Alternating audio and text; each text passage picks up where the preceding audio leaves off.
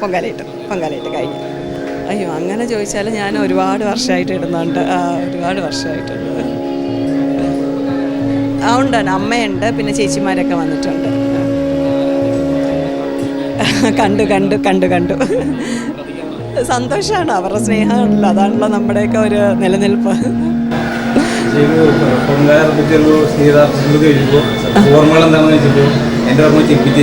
അയ്യോ, അതാരങ്ങനെ പറഞ്ഞേ?